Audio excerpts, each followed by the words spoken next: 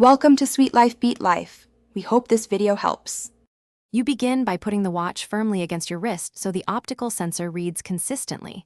This matters for heart rate and calorie accuracy. Open the workout app and tap the appropriate gym mode. Pick strength for weights, HIIT for intervals, or other for custom.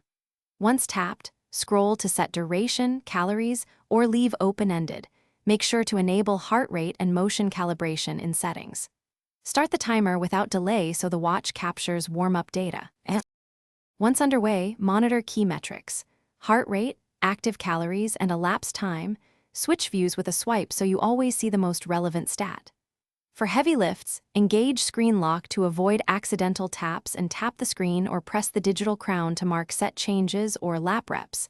This preserves data integrity. If you prefer automation, enable workout auto detection to capture pauses. Otherwise, manually add segments for supersets or circuits, so your summary match. You finish by swiping to end and confirming the summary so calories and heart rate zones sync to health and fitness. Once done, review your rings, recovery heart rate, and split details in the iPhone app to adjust future sessions. If metrics look off, first clean the sensors and ensure a snug fit, then restart the watch and phone.